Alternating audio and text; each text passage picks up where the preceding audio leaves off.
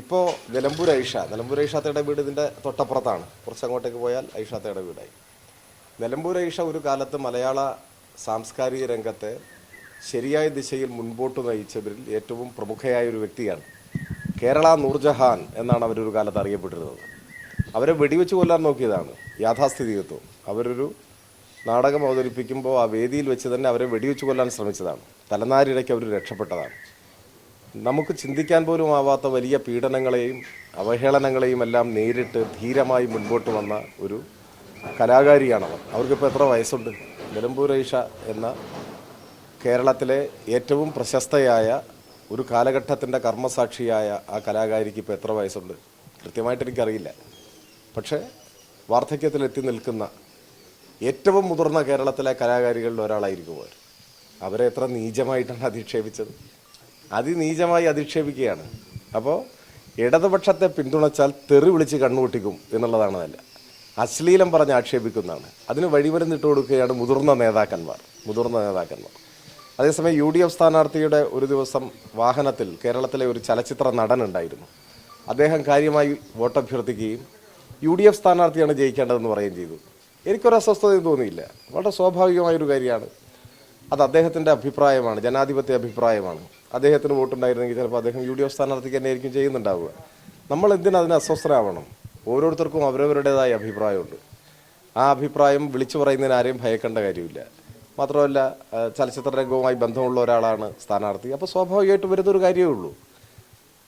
UDF സ്ഥാനാർത്ഥിയെ പിന്തുണയ്ക്കണമെന്ന് ആഗ്രഹിക്കുന്നവർക്ക് UDF സ്ഥാനാർത്ഥിയെ പിന്തുണയ്ക്കാനും LDF സ്ഥാനാർത്ഥിയെ പിന്തുണയ്ക്കണമെന്ന് ആഗ്രഹിക്കുന്നവർക്ക് അത് ചെയ്യാനും ആരെയും പിന്തുണയ്ക്കണ്ട എന്നൊരാൾക്ക് തോന്നുന്നുണ്ടെങ്കിൽ അത് പറയാനും എല്ലാമുള്ള അവകാശം ഇവിടെയുണ്ട്. ഇത് ജനാധിപത്യ സമൂഹമാണ്.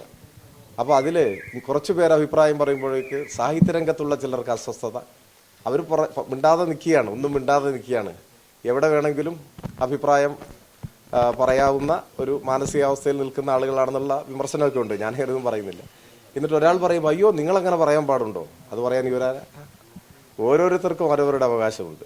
അതിന് നിലമ്പൂർ ഐഷയെ പോലുള്ള ഒരാളെ അധിക്ഷേപിച്ച് തെറി വിളിച്ച് അശ്ലീലം പറഞ്ഞു പറയുന്നത് ഏത് മാനസികാവസ്ഥയിലെത്തി എന്നതിൻ്റെ ഒരു തെളിവാണ്. ഇത്തരം ആളുകളാണ് ജനാധിപത്യത്തെയും തെരഞ്ഞെടുപ്പുകളെയും ഒക്കെ മലീമസമാക്കുന്നത്. മാലിന്യം എന്ന് പറഞ്ഞു കഴിഞ്ഞാൽ ഈ ജൈവ മാലിന്യം, അതുപോലെ തന്നെ പ്ലാസ്റ്റിക് മാലിന്യം എന്നൊക്കെ പറയുന്നത് പോലെ മറ്റേ വാക്കുകളുടെ മാലിന്യവുമുണ്ട്, അഭിപ്രായങ്ങളുടെ മാലിന്യവുമുണ്ട്. അതാണിപ്പോൾ കണ്ടുകൊണ്ടിരിക്കുന്നത്. അത് സംസ്കരിക്കാനുള്ള സംവിധാനമൊന്നും ഇപ്പോൾ കണ്ടുപിടിച്ചിട്ടുമില്ല. ഏതായാലും ഞാൻ ശക്തമായി അപലപിക്കുന്നു. നിലമ്പൂർ ഐഷ എന്ന് പറഞ്ഞാൽ നിലമ്പൂരിൻ്റെ ഒരു പ്രതീകമാണ്. നിലമ്പൂർ തേക്ക് എന്നൊക്കെ പറയുന്ന പോലെയുള്ള ഒരു പ്രതീകമാണ് നിലമ്പൂരിൻ്റെ. അവർ ആരുടെ മുൻപിലും ഇതുവരെ കൂസിയിട്ടില്ല, വെടിയുണ്ടകളെ ഭയപ്പെട്ടിട്ടില്ല. അപ്പോൾ അവരെ ഒരു നിലപാട് സ്വീകരിച്ചതിൻ്റെ പേരിൽ, LDFന് വോട്ട് ചെയ്യും എന്ന് പറഞ്ഞതിൻ്റെ പേരിൽ അധിക്ഷേപിക്കാനും അശ്ലീലം പറയാനുമുള്ള നീക്കം നീചമാണ്, ഹീനമാണ്. കോൺഗ്രസിൻ്റെ ഉത്തരവാദിത്വമുള്ള നേതാക്കന്മാർ ഇത് വിലക്കണം. അവർ പറയണം, ഇങ്ങനെ പറഞ്ഞുകൂടാ, അത് തെറ്റാണ് എന്ന് പറയണം. അത് പറഞ്ഞാൽ മാത്രമേ ഇത്തരത്തിലുള്ള തെറ്റായ പ്രവണതകൾ അവസാനിക്കൂ. അതാണ് എൻ്റെ അഭിപ്രായം.